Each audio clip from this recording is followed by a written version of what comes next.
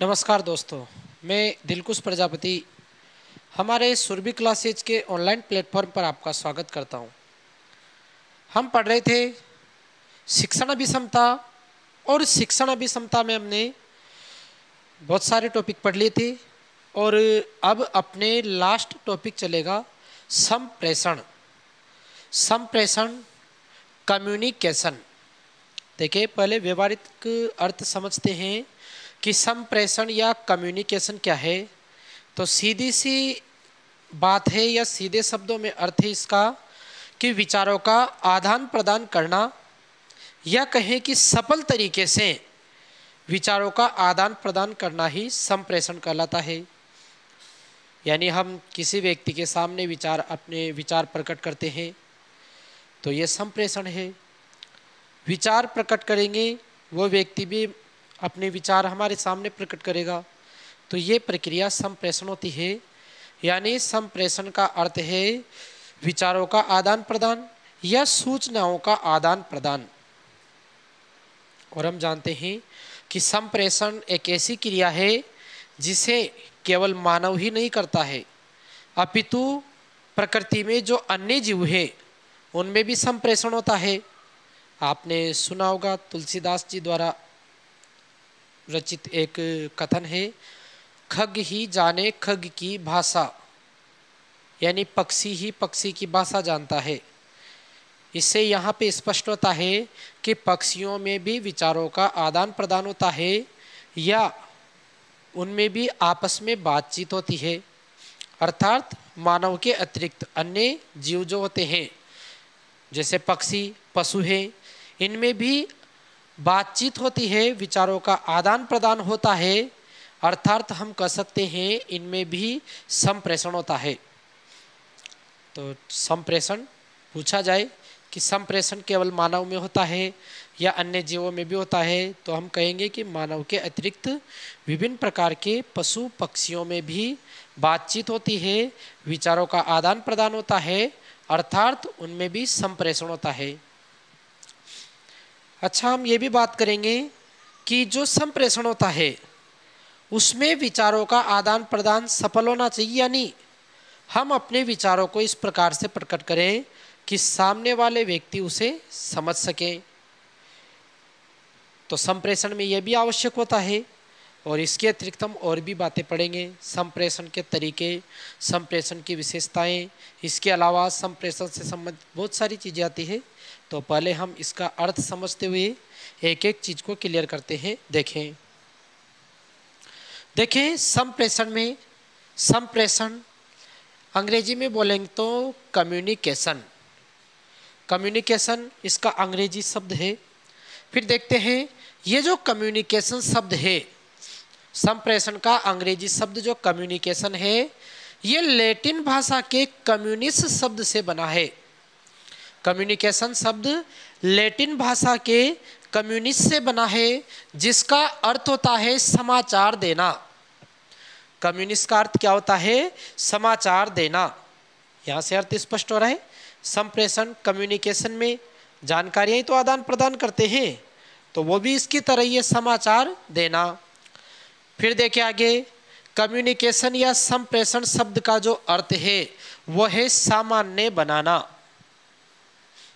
सामान्य बनाना, इसका अर्थ ये लेंगे कि जब हम किसी के सामने अपने विचार प्रकट करें, अपनी बात प्रकट करें, तो इस तरीके से प्रकट करें कि वो आसानी से समझ जाए, या कहें कि ये जो विचारों का आदान प्रदान है ये बिल्कुल सामान्य तरीके से हो जाए, कोई व्यवधान न आए।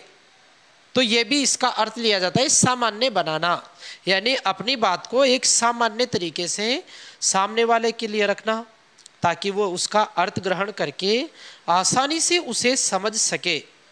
तो यहाँ पे हम देखें कम्युनिकेशन में केवल इतना ही नहीं कर रहे कि विचारों का आदान प्रदान, हम ये भी कर रहे हैं कि विचारों का आदान प्रदान भी ऐसा हो कि आसानी से हमें बातें समझ में आ जाए, या कहें कि विचारों का आदान प्रदान सरल हो जाए, उसमें कोई व्यवधान ना आए, कोई बाधा ना आए, हमारी बात सामने वाले समझ सकें और हमें यह भी पता लग जाए कि सामने वाला हमारी बात समझ तो रहा है ना। उसका आगे अध्ययन भी करेंगे। देखें, फिर अलग तरीके से अलग शब्दों में अर्थ समझते। अतः अपने विचारों या अपनी बात का सहज या सरल तरीके से प्रकट करना, यानी अपने विचारों या अपनी बात को कैसे प्रकट करना, सहज एवं सरल तरीके से। सहज एवं सरल तरीके से यानी बिल्कुल सिंपल तरीके से प्रकट करना। सिंपल तरीके से प्रकट करेंगे तभी तो सामने वाले अच्छे से समझेंगे।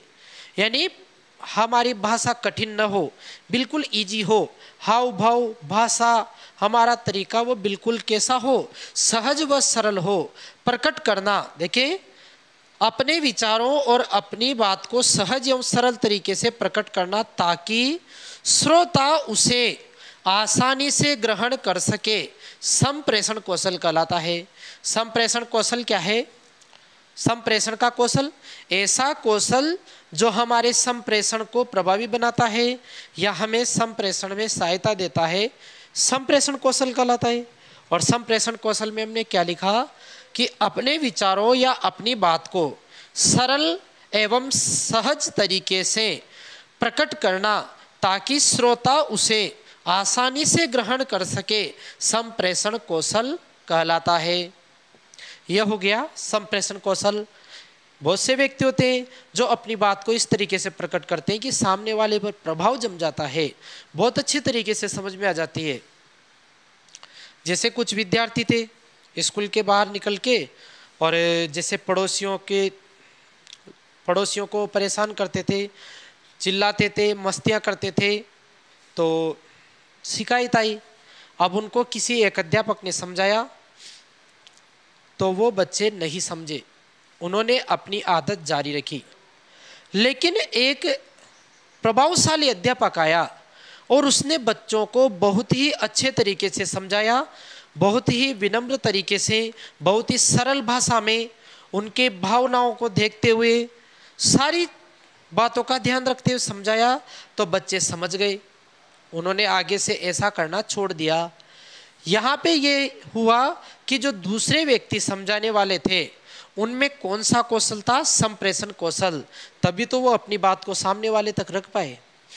या फिर ऐसे समझ सकते हैं, जैसे एक अध्यापक पढ़ाने आए, अध्यापक ने पढ़ाया पर विद्यार्थियों के समझ में नहीं आया, क्योंकि उस अध्यापक ने अपने विचारों या अपनी विषय वस्तु को सरल एवं सहज एवं सरल तरीके से नहीं रखा, कठिन तरीके से रखा, अच्छी लैंग्वेज में नहीं समझाया, अच्छे शब्दों में नहीं समझाया, तो विद्यार्थी नहीं समझे, अच्छे तरीके से भी नहीं समझाया। लेकिन उसी विषय वस्तु को एक अन्य अध्यापक आते हैं और बिल्कुल सरल और सहज तरीके से समझाते हैं, बच्चों को समझ में आ जाती है। इसका अर्थ ये हुआ कि दूसरे अध्यापक में कौन सा कौशल है? संप्रेषण कौशल है। क्योंकि संप्रेषण कौशल में हमारे जो विचार होते हैं उन विचारों को हम सामने वाले तक रख सकते हैं और सामने वाले आसानी से समझ जाते हैं, क्योंकि संप्रेषण कौशल में हम अच्छी लैंग्वेज का यूज करते हैं। तो ये संप्रेषण कौशल है। संप्रेषण के दो पक्ष होते हैं। संप्रेषण विचारों के आदान प्रदान करना ही संप्रेषण है। इसके दो पक्ष होते हैं। एक तो होता है विचार प्रकट करने वाला और एक होता है विचार ग्रहण करने वाला। एक तो विचार प्रकट करने वाला और एक ग्रहण करने वाला। या फिर ऐसा कह सकते हैं कि एक तो बोलने वाला होता है और एक सुनने वाला होता है, नॉर्मल लैंग्वेज में कह सकते हैं।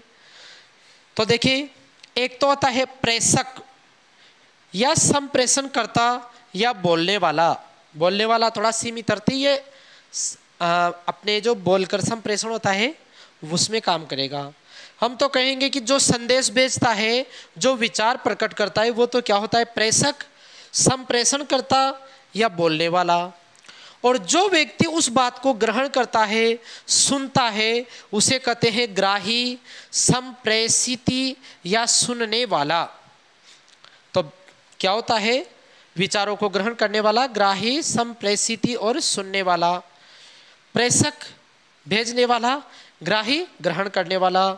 जो विचार प्रकट कर रहा है संप्रेषण करता, जो विचारों को ग्रहण कर रहा है संप्रेषिती, या जो विचार प्रकट कर रहा है, बोल रहा है, वो बोलने वाला, और जो विचारों को सुन रहा है वो सुनने वाला।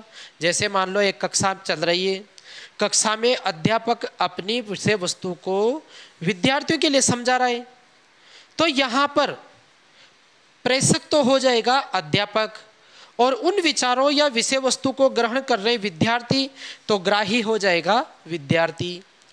तो अध्यापक तो होगा प्रेषक, विद्यार्थी होंगे ग्राही। तो जो अपने विचार प्रकट करता है वो तो होता है प्रेषक, और जो विचारों को ग्रहण करता है वो होता है ग्राही। या फिर जो विचार प्रकट करता है वो होता है संप्रेषणकर्ता, और जो विचार ग्रहण करता है वो होता है संप्रेषिती। इसके अलावा जो विचार प्रकट करता है वो बोलने वाला, और जो विचार ग्रहण करता है वो सुनने वाला। इसके बाद देखें, संप्रेषण हेतु माध्यम की भी आवश्यकता होती है। बिल्कुल होती है माध्यम की आवश्यकता। किसी न किसी माध्यम से तो बच्चों तक या दूसरे व्यक्ति तक विचार पहुंचाएंगे। हम बोलकर भी पहुंचा सकते हैं, मोबाइल फ़ोन द्वारा भी पहुंचा सकते हैं, रिकॉर्ड करके वो रिकॉर्डिंग भी पहुंचा सकते हैं, या उसको पत्र लिखकर भी पहुंचा सकते हैं, या हम संकेतों में भी उसको समझा सकते हैं। कुछ ना कुछ तरीके से तो समझाएंगे। बिना माध्यम के संप्रेषण नहीं होगा। कोई ना कोई माध्यम चाहिए, बोलकर समझाएं, या पत्र लिखकर भेजें, या अपनी आवाज़ रिकॉर्ड करके भेजें, या वीडियो भेजें, या संकेत भेजें। किसी न किसी तरीके, किसी न किसी माध्यम के द्वारा तो हम संप्रेषण करेंगे ही सही। तो संप्रेषण हेतु किसकी आवश्यकता होती है? माध्यम की आवश्यकता होती है। इसके बाद देखते हैं संप्रेषण की प्रक्रिया। देखिए, सबसे पहले तो आते हैं विचार। व्यक्ति के भीतर क्या आते हैं? विचार। हालांकि ये प्रेषक के भीतर से निकलते हैं विचार। फिर इन विचारों को देखिए, यहां से देख सकते हैं ऐसे, प्रेषक के भीतर क्या उत्पन्न होते हैं? विचार। इन विचारों को प्रेषक कहां भेजता है? इन विचारों को प्रेषक किस रूप में बदलता है? संदेश के रूप में बदलता है। अपने विचारों को प्रेषक भेजने वाला संदेश के रूप में बदलता है। फिर इस संदेश को पहुंचाने के लिए किसकी आवश्यकता होती है? इस संदेश को पहुंचाने के लिए माध्यम की आवश्यकता होती है। फिर ये जो माध्यम है, ये माध्यम के बाद ये संदेश पहुंचता है ग्राही के पास, जिसके लिए हमने संदेश लिखा है उसके पास पहुंचता है। फिर ग्राही जब संदेश ग्रहण कर लेता है तो इसको वापस प्रसारित करता है या वापस भेजता है माध्यम के द्वारा। किसके पास? प्रेषक के पास। अरे फीडबैक भेजता है ना कि हाँ मुझे ये संदेश प्राप्त हो गया, या रिप्लाई भेजते हैं तो वो रिप्लाई वापस किसके पास जाता है? प्रेषक के पास। या ऐसे भी कर सकते हैं, अध्यापक प्रेषके अपने विचार संदेश के रूप में बच्चों तक पहुँचाए, किसी माध्यम की जरूरत पड़ी, फिर माध्यम से वो विचार बच्चों तक पहुँच गए। फिर बच्चों ने अपना फीडबैक दिया, बच्चों से अध्यापक ने फीडबैक लिया कि उनके ये चीज़ समझ में आई कि नहीं आई, या कितनी आई, या इसके बारे में वो क्या कहते हैं। तो ग्राही ने वापस प्रसारित किया माध्यम से, और वापस संदेश किसके पास आया? प्रेषक के पास। देखिए, ग्राही से प्रेषक के पास वापस जो संदेश आता है इसे हम कहते हैं पृष्ठपोषण या फीडबैक। फीडबैक बात भी करते हैं हम, जैसे बच्चों को पढ़ाते हैं नया टीचर, तो बच्चों से ये पूछा जाता है कि कितना समझ में आया नया टीचर का, तो उसे क्या कहते हैं? फीडबैक लेना। तो अध्यापक भी अपने विचार या अपनी पाठ्य वस्तु बच्चों तक पहुंचाता है, फिर बच्चों से फीडबैक लेता है कि आपको ये विषय वस्तु कितनी अच्छी समझ में आई। तो ये यहाँ ग्राही के बाद संदेश जब वापस प्रेषक के पास पहुंचता है तो इसे कहते हैं पृष्ठपोषण या फीडबैक। दोबारा देखिए, प्रेषक अपने विचारों को संदेश के रूप में बदलता है, फिर किसी माध्यम द्वारा ग्राही के पास भेजता है, फिर ग्राही के पास पहुंचने के बाद ये फीडबैक के रूप में वापस प्रसारित करता है माध्यम के द्वारा। किसके पास? प्रेषक के पास। तो ये होती है संप्रेषण की प्रक्रिया। तो इसको कंप्लीट करें, फिर आगे लेते हैं।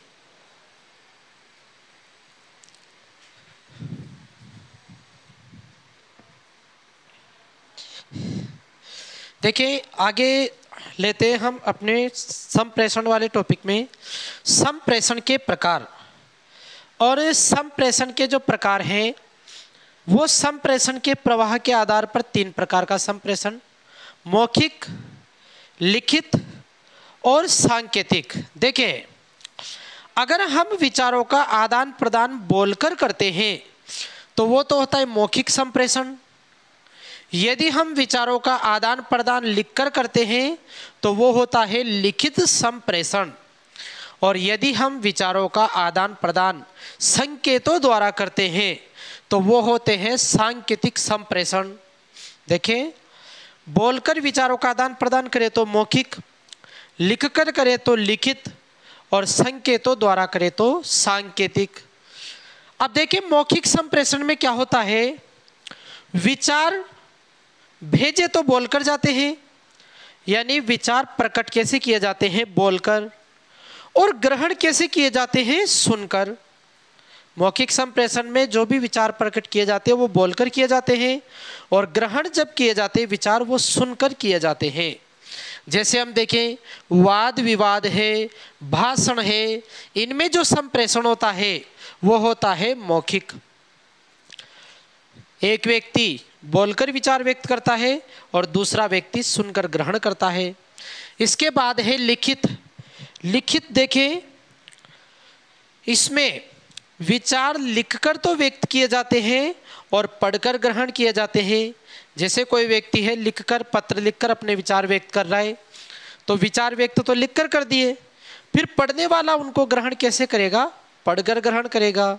तो इसमें लिखकर विचार व्यक्त किए जाते हैं और ग्रहण कैसे किए जाते हैं, पढ़कर। जैसे पाठ्य पुस्तक, लेखक ने तो अपने विचार लिखकर भेज दिए, लिखकर प्रकट कर दिए, और पाठक जो है वो उन विचारों को पढ़कर ग्रहण करता है। ऐसे ही पत्र पत्रिकाएं हैं, इनमें जो सूचनाएं आती है, सूचना देने वाले ने तो लिखकर दे दी सूचना, अब हम उनको कैसे ग्रहण करेंगे, पढ़कर ग्रहण करेंगे। तो पाठ्य पुस्तक या पत्र पत्रिका, इनके माध्यम से जो संप्रेषण होता है वो लिखित होता है। फिर देखिए, मौखिक हो या लिखित हो, इनमें शब्दों की आवश्यकता होती है, इसलिए इन दोनों संप्रेषण को शाब्दिक संप्रेषण कहते हैं। बोलकर प्रकट करेंगे तब भी शब्द की आवश्यकता होगी, और लिखकर विचार प्रकट करेंगे तब भी शब्दों की आवश्यकता होगी। तो मौखिक और लिखित दोनों ही किस प्रकार के संप्रेषण होंगे, शाब्दिक। इसके बाद देखते हैं सांकेतिक। सांकेतिक में क्या होता है कि इसमें संकेतों द्वारा विचार भेजे जाते हैं, विचार प्रकट किए जाते हैं, और ग्रहण करने वाला उन संकेतों को समझकर ग्रहण करता है विचारों को। जैसे हम कहते हैं हाथ से इशारा करके, किसी को हाथ से इशारा करके समझाएं, तो ये कैसा संप्रेषण है, सांकेतिक। या गर्दन हिलाना, हम हिलाते ना हाँ या नहीं में गर्दन हिलाते हैं, तो यहाँ भी संप्रेषण संकेतों द्वारा हुआ तो सांकेतिक। चूंकि हाथ से इशारा करने में या गर्दन हिलाने में हमने किसी शब्द का प्रयोग नहीं किया, केवल इशारों से ही सामने वाले को समझा दिया, तो फिर ये कहलाता है अशाब्दिक। ये संप्रेषण कैसा कहलाता है, अशाब्दिक। मौखिक और लिखित दोनों में शब्द आते थे तो वो शाब्दिक, और संकेतों में शब्द नहीं आते तो असांकेतिक। इसके अलावा हम एक चर्चा इस चीज की भी करते हैं कि इन तीनों में सबसे सरल संप्रेषण कौन सा है। तो सबसे सरल संप्रेषण जो होता है वो तो होता है मौखिक। बिल्कुल आवाज को सुनकर ग्रहण कर लेते हैं और बोलने वाला बोलकर व्यक्त कर देता है। अनपढ़ व्यक्ति या बिल्कुल प्रशिक्षण प्राप्त नहीं किया जिसने, वो व्यक्ति भी मौखिक संप्रेषण द्वारा अपने विचार व्यक्त कर सकता है और दूसरों के विचार ग्रहण कर सकता है। तो सबसे सरल जो संप्रेषण होता है वो तो होता है मौखिक, जबकि सबसे कठिन जो संप्रेषण होता है वो होता है सांकेतिक। क्यों होता है सबसे कठिन? क्योंकि संकेतों द्वारा दूसरे को समझाना और दूसरे के संकेतों को समझना, इनके लिए बहुत बड़े प्रशिक्षण की आवश्यकता होती है। हर कोई इस संप्रेषण को नहीं कर पाता है। तो सबसे सरल मौखिक और सबसे कठिन है सांकेतिक। ये तो हो गया अपने संप्रेषण के प्रकार। इसके बाद देखिए संप्रेषण की विशेषताएं। संप्रेषण की विशेषताओं में पहली ही विशेषता है कि संप्रेषण कला एवं विज्ञान दोनों है। कला एवं विज्ञान दोनों है। देखिए ये विशेषता हमने शिक्षण के लिए भी लिखी थी कि शिक्षण कला एवं विज्ञान दोनों है। क्यों लिखी थी? क्योंकि शिक्षण में जानकारी या ज्ञान होना आवश्यक है, तो वो विज्ञान है, और उस ज्ञान को विद्यार्थियों तक पहुंचाने की एक कला भी अध्यापक में होनी चाहिए, तो वो शिक्षण कला भी हो गया था। फिर देखें, चूंकि शिक्षण में भी संप्रेषण की आवश्यकता होती है, या कहें कि शिक्षण भी एक प्रकार का संप्रेषण है जो विद्यार्थियों और अध्यापक के मध्य चलता है, तो हम कह देंगे कि जिस प्रकार शिक्षण कला एवं विज्ञान दोनों है, संप्रेषण भी कला एवं विज्ञान दोनों है। व्यक्ति को ज्ञान भी होना आवश्यक है, या उसके भीतर विचार आना भी आवश्यक है, और उन विचारों को दूसरे व्यक्ति तक पहुंचाना यह हर एक व्यक्ति के लिए सरल नहीं होता है। प्रभावशाली तरीके से पहुंचाना व्यक्ति की क्या है? एक कला है। अभी कुछ देर पहले हमने समझा था कि जैसे कोई टॉपिक था, एक अध्यापक ने समझाया, विद्यार्थियों के समझ में नहीं आया, किंतु दूसरा अध्यापक आया, वही टॉपिक पढ़ाया, विद्यार्थियों के समझ में आ गया। टॉपिक की जानकारी तो दोनों अध्यापकों को थी, यानी विज्ञान तो दोनों के पास था, परंतु उनके समझाने की कला अलग अलग थी। पहले व्यक्ति के पास समझाने की कला प्रभावशाली नहीं थी, दूसरे व्यक्ति के पास संप्रेषण की, विचारों के आदान प्रदान की, या अपनी बात सामने वाले तक पहुंचाने की, विद्यार्थियों तक पहुंचाने की एक कला थी, और उस कला से उसने बात को सरल तरीके से समझा दिया, तो विद्यार्थियों को अच्छा समझ में आया। तो संप्रेषण विज्ञान भी है और कला भी है। इसके बाद देखें, संप्रेषण की जो कला है या कौशल है, ये जन्मजात नहीं होता, ये कैसा होता है? अर्जित होता है। क्यों होता है?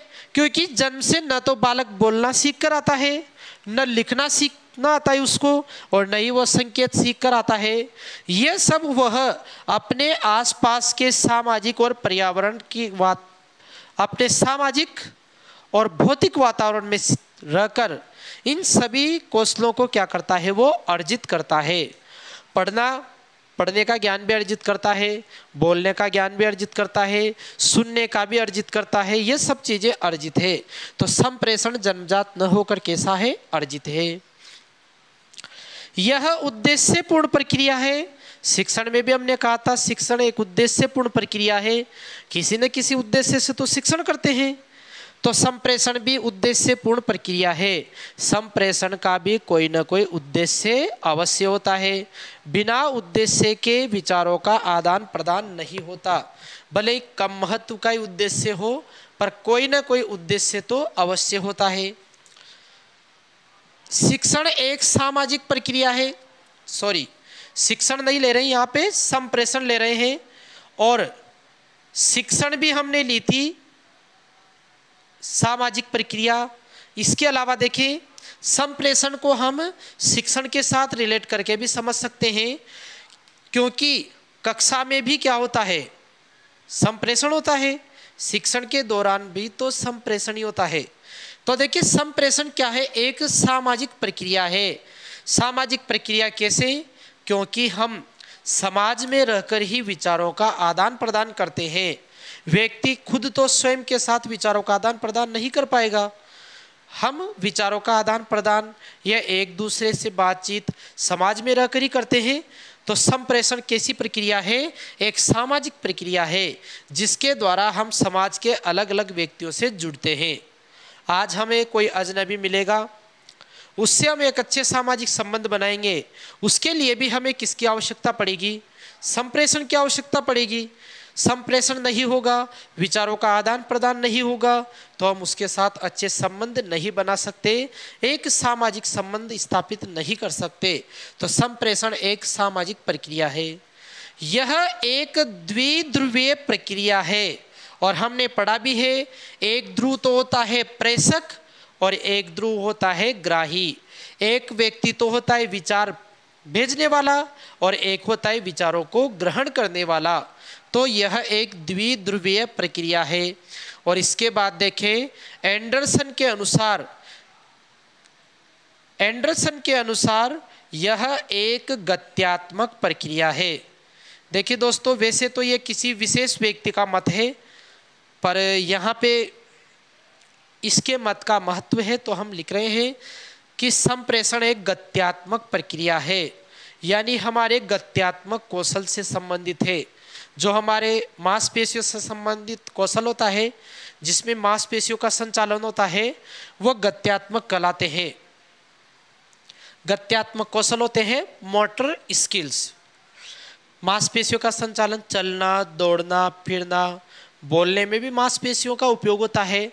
तो इसी आधार पर इन्होंने कहा, एंडरसन ने, कि ये कैसी प्रक्रिया है, गत्यात्मक प्रक्रिया है। ये संप्रेषण की विशेषताएं थी। इसके बाद देखिए एक शब्द आता है अपने पास, पृष्ठपोषण या फीडबैक।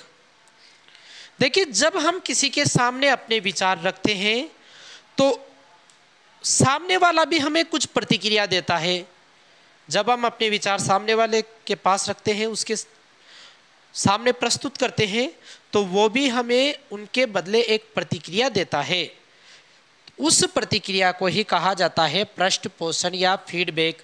जैसे हमने किसी को पत्र लिखा, हमारा तो हो गया संप्रेषण, परंतु इसी संप्रेषण में एक काम ये भी होगा कि जिसको हमने पत्र लिखा है वो हमारे पत्र का जवाब देगा पत्र लिखकर।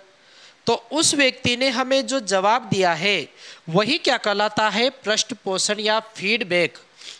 यानी हम पत्र लिख रहे हैं, हम तो होते हैं प्रेषक, और जिसको हमने पत्र लिखा वो होता है ग्राही। किंतु ग्राही पत्र को पढ़ने के बाद वापस हमें कुछ विचार लिखता है, पत्र लिखता है, तो वो पृष्ठपोषण या फीडबैक है। देखें, ग्राही द्वारा सूचना प्राप्त होने पर प्रेषक को प्रतिक्रिया भेजना, यानी ग्राही जब उसको सूचना प्राप्त हो जाए तो वो अपना रिप्लाई, अपना रेस्पॉन्स, अपनी प्रतिक्रिया वापस प्रेषक के पास भेजता है, वो होता है फीडबैक। फिर देखें संप्रेषण प्रवाह के आधार पर हम संप्रेषण देखें, ये कोई विशेष महत्वपूर्ण नहीं है, केवल ऐसे समझ रहे हैं। एक है अधोगामी। अधोगामी में अधः प्लस गामी, अधः नीचे के अर्थ में आता है, और ऊर्ध्वगामी में ऊर्ध्व ऊपर के अर्थ में आता है। यानी जब अधो यानी नीचे के अधिकारी को कोई विचार भेजे जाते हैं तो वो तो अधोगामी संप्रेषण होता है, और जब उच्च अधिकारी को कोई विचार भेजे जाते हैं तो वो ऊर्ध्वगामी संप्रेषण होता है। और जब बराबर के अधिकारी को कोई सूचना भेजी जाती है, संप्रेषण होता है, तो वो समतल संप्रेषण होता है। तो देखिए, उच्च अधिकारी द्वारा निम्न अधिकारी को सूचना देना या आदेश देना, यह तो होता है अधोगामी संप्रेषण। इसके बाद देखें, जब निम्न अधिकारी उच्च अधिकारी को संदेश भेजता है या जानकारी देता है तो वो ऊर्ध्वगामी होता है, और समान स्तर के अधिकारियों में जो संप्रेषण होता है वो होता है समतल संप्रेषण। तो ये हमने कुछ महत्वपूर्ण बातें समझी संप्रेषण की, आप इनको कंप्लीट करें। आगे फिर लेते हैं।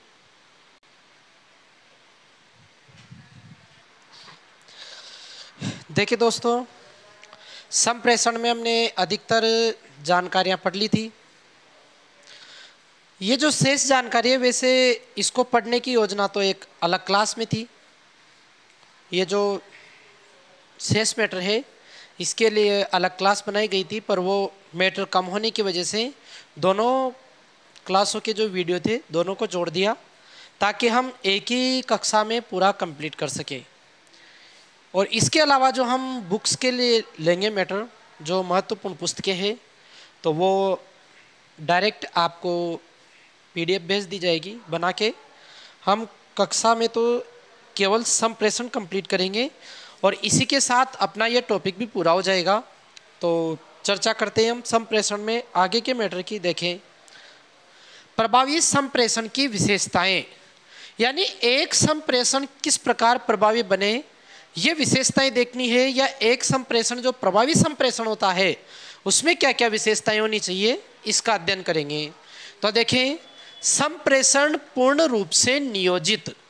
संप्रेषण पूर्ण रूप से नियोजित का अर्थ है कि योजनाबद्ध तरीके से, या कहें एक योजना के साथ उसको व्यवस्थित करके बनाया जाए। तो संप्रेषण पूर्ण रूप से नियोजित। प्रजातांत्रिक। प्रजातांत्रिक का अर्थ है कि संप्रेषण ऐसा हो जिसमें सभी को अपने विचार व्यक्त करने की स्वतंत्रता हो। तो प्रजातांत्रिक होना चाहिए, वो अच्छी भाषा शैली में हो। और संप्रेषण कैसा हो? अच्छी भाषा शैली में हो। भाषा शैली अच्छी होगी तो विचारों का आदान प्रदान भी अच्छा हो पाएगा, विचार भी अच्छे समझ में आएंगे, तो वो संप्रेषण प्रभावी होगा। तो देखिए, संप्रेषण पूर्ण रूप से नियोजित, पहले से योजनाबद्ध तरीके से व्यवस्थित, प्रजातांत्रिक यानी ऐसा जिसमें सबको अपने विचार व्यक्त करने का अवसर हो, किसी एक का प्रभुत्व न हो, और अच्छी भाषा शैली में हो, तो वो संप्रेषण प्रभावी होता है। दूसरी विशेषता देखते हैं, संप्रेषण में व्यक्तिगत विभिन्नता का ध्यान रखना चाहिए। देखिए, व्यक्तिगत विभिन्नता का अर्थ है कि एक मानव की दूसरे मानव से पाई जाने वाली भिन्नता, यानी प्रत्येक मानव में अलग अलग भिन्नताएं पाई जाती है। ऐसे समझ सकते हैं कि प्रत्येक विद्यार्थी के समझने का तरीका अलग अलग होता है। कोई किस तरीके से अच्छा समझता है, कोई किस तरीके से अच्छा समझता है। तो टीचर के लिए ये ज़रूरी होता है कि वो इस प्रकार से पढ़ाए कि सभी प्रकार के विद्यार्थियों को समझ में आ जाए, यानी उनकी जो व्यक्तिगत विभिन्नता है उसका ध्यान रखते हुए शिक्षण करवाना चाहिए। इसी प्रकार संप्रेषणकर्ता को भी जो ग्राही होते हैं उनकी व्यक्तिगत विभिन्नता का ध्यान रखना चाहिए कि प्रत्येक व्यक्ति अलग अलग प्रकार की भिन्नता रखता है, उनके लिए उसी प्रकार की योजना बनाए, उसी प्रकार का संप्रेषण करे, या कहें कि उसी शैली में संप्रेषण करे, विचार व्यक्त करे, ताकि उन व्यक्तियों को वो समझ में आ जाए। तो व्यक्तिगत विभिन्नता का ध्यान रखना चाहिए। संप्रेषण प्रभावपूर्ण होना चाहिए ताकि लोग ध्यान दें, यानी संप्रेषण में क्या होना चाहिए? प्रभाव होना चाहिए। इस प्रकार से संप्रेषण हो कि लोग उस संप्रेषण पर ध्यान दें, आपकी बात पर ध्यान दे। तो संप्रेषण कैसा हो? प्रभावपूर्ण हो। बहुत से अध्यापक होते हैं जो विषय वस्तु को इस तरीके से प्रदर्शित करते हैं, इस प्रकार से पढ़ाते हैं कि विद्यार्थियों का ध्यान आकर्षित हो जाता है और उन्हें अच्छा समझ में आता है। तो संप्रेषण कैसा होना चाहिए? प्रभावपूर्ण होना चाहिए ताकि लोग ध्यान दें। इसके बाद देखें, शिक्षक के संप्रेषण को प्रभावी बनाने के उपाय, यानी ऐसे उपाय जिससे शिक्षक अपने संप्रेषण को प्रभावी बना सकता है। शिक्षक का संप्रेषण प्रभावी होने का मतलब है उसका शिक्षण प्रभावी होना। संप्रेषण प्रभावी होगा तो वो शिक्षण को भी प्रभावी बनाएगा। तो देखें, शिक्षक क्या क्या उपाय कर सकता है अपने शिक्षण या संप्रेषण को प्रभावी या अच्छा बनाने के लिए। पहले देखें, भाषा विद्वता, यानी शिक्षक को भाषा का ज्ञान होना चाहिए। अगर भाषा का ज्ञान नहीं होगा तो फिर वो अपने विचार भी कैसे व्यक्त कर पाएगा या विद्यार्थियों के सामने विचार कैसे रख पाएगा। तो अध्यापक में एक तो क्या होनी चाहिए? भाषा विद्वता, भाषा पर अच्छी पकड़ होनी चाहिए। ज्ञान भंडार, ज्ञान का भंडार होना चाहिए, या कहें कि उसे अपने विषय का ज्ञान होना चाहिए। अगर उसे अपने विषय का पर्याप्त ज्ञान होगा तो वो उस विषय वस्तु को, किसी भी विषय वस्तु को विविधता के साथ समझा सकता है, अलग अलग तरीके से समझा सकता है और अपने संप्रेषण को प्रभावी बना सकता है। इसके बाद देखें, निरंतर अध्ययन। निरंतर अध्ययन देखें, अध्यापक को अपने ज्ञान भंडार में वृद्धि करने के लिए या ज्ञान से जुड़े रहने के लिए निरंतर अध्ययनशील रहना आवश्यक है। यानी अध्यापक निरंतर अध्ययनशील रहे, नए नए ज्ञान को ग्रहण करे, नई नई जानकारियों को ग्रहण करे। तो ये जरूरी है। भाषा विद्वता, भाषा पर पकड़, ज्ञान भंडार, अपने विषय का ज्ञान होना चाहिए, और एक अध्यापक को निरंतर अध्ययनशील होना चाहिए, निरंतर अध्ययन करते रहना चाहिए ताकि उसके ज्ञान भंडार में भी वृद्धि हो, वो अपने शिक्षण व्यवसाय में उन्नति भी कर सके। इसके बाद देखिए, संप्रेषण में अभिप्रेरणा व लक्ष्य की लालसा होनी चाहिए। संप्रेषण में हमने पहले भी कहा था कि शिक्षण या अधिगम में भी अभिप्रेरणा होनी चाहिए। यदि बालक में अभिप्रेरणा नहीं होगी तो फिर वो बिना अभिप्रेरणा के वो संप्रेषण पर ध्यान नहीं देगा, अध्यापक की बात पर ध्यान नहीं देगा। इसलिए अभिप्रेरणा होनी चाहिए और उसके मन में लक्ष्य प्राप्ति की लालसा भी होनी चाहिए। लक्ष्य प्राप्ति की लालसा होती है तभी विद्यार्थी अच्छे से ध्यान देकर पढ़ते हैं। तो देखें, संप्रेषण में एक तो अभिप्रेरणा होनी आवश्यक है, मोटिवेशन, और एक होनी चाहिए लक्ष्य की लालसा। बहुत से विद्यार्थी कक्षा संप्रेषण को, या कहें कि कक्षा संप्रेषण में अध्यापक जो पढ़ाते हैं उन पर ध्यान नहीं दे पाते। उसके कारण होते हैं, या तो एक कारण यह भी हो सकता है कि उसके भीतर अभिप्रेरणा नहीं है, या लक्ष्य की उसके भीतर लालसा नहीं है, तो वो ध्यान नहीं देते हैं। इसके बाद देखें, संप्रेषण को सरल एवं स्पष्ट करने हेतु या विषय वस्तु को सरल एवं स्पष्ट करने हेतु अध्यापक को अलग अलग उदाहरण या दृष्टांतों का प्रयोग करना चाहिए। विषय वस्तु को सरल व स्पष्ट करने हेतु उदाहरणों व दृष्टांतों का प्रयोग करना चाहिए, क्योंकि उदाहरण या दृष्टांतों से विषय वस्तु हमें अच्छी समझ में आती है। इसके बाद देखें, प्राथमिक स्तर के जो बालक हैं, जो कक्षा 1 से 5वीं तक के बालक हैं, उनको पढ़ाने के लिए उनके परिवेश की भाषा, जिसे हम कहते हैं मातृभाषा का प्रयोग करें, यानी ऐसी भाषा जो बालक के परिवेश की है या जिसे वह बचपन से सीख कर आया है या अपने माता पिता या परिवार से सीखा है, वो उसकी मातृभाषा होती है या परिवेश की भाषा होती है। तो 1 से 5वीं तक के बच्चे जो प्राथमिक स्तर के होते हैं, उन्हें सिखाने के लिए उनके परिवेश की भाषा या मातृभाषा में शिक्षण करवाना चाहिए, क्योंकि इस भाषा से शिक्षण उनके लिए सरल हो जाता है, क्योंकि यह भाषा तो उनको आती है और अच्छे से आती है। तो ये प्राथमिक स्तर पे 1 से 5वीं तक के जो बालक होते हैं उनके लिए मातृभाषा में पढ़ाना चाहिए। इसके बाद देखें, पढ़ाते समय विद्यार्थियों को अपनी बात रखने का अवसर देना चाहिए, यानी विद्यार्थियों को भी अवसर दे कि वो अपने विचार रखे, अपनी बात रखे। इससे ये भी लाभ होगा, अध्यापक को पता भी चलता रहेगा कि संप्रेषण प्रभावी चल रहा है, प्रभावी रूप से या नहीं चल रहा। तो पढ़ाते समय विद्यार्थियों को अपनी बात रखने का अवसर देना चाहिए, तो इससे संप्रेषण प्रभावी होता है। इसके बाद देखें, हम लेते हैं संप्रेषण की बाधाएं। संप्रेषण में 3 प्रकार की बाधा लेंगे। सबसे पहली तो होती है भौतिक बाधा, हमारे परिवेश से, बाहरी वस्तुओं से, जो बाहरी यंत्रों से जो बाधा उत्पन्न होती है वो भौतिक बाधा है। जैसे प्रसारण यंत्रों की खराबी, जैसे प्रसारण यंत्र है, मान लो संप्रेषण टेलीविज़न या रेडियो से हो रहा है, उनमें खराबी हो तो भी संप्रेषण में बाधा आती है। टेलीविज़न में जो प्रसारण हो रहा है वो हमें अच्छा समझ में नहीं आता, तो प्रसारण यंत्रों की खराबी से भी बाधा आ सकती।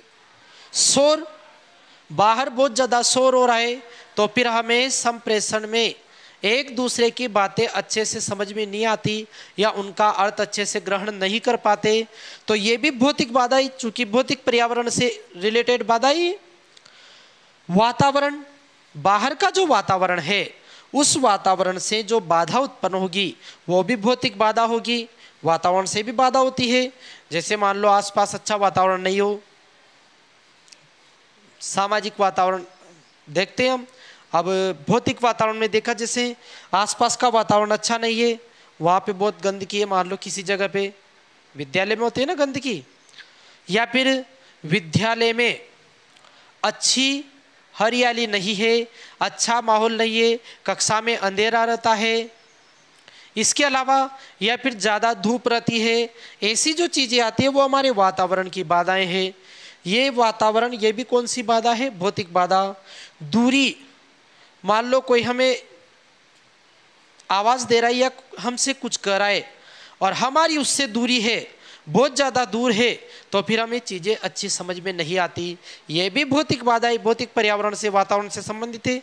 या फिर मान लो किसी कक्षा में 500 विद्यार्थी बैठे हैं, जो विद्यार्थी पीछे पीछे बैठे हैं उनके अध्यापक से दूरी ज़्यादा है तो भी उनको संप्रेषण में बाधा महसूस होती है, चीज़ें अच्छे से समझ में नहीं आती। तो ये सब बाधाएं जो भौतिक पर्यावरण, वातावरण से संबंधित है, ये भौतिक बाधाएं होती है।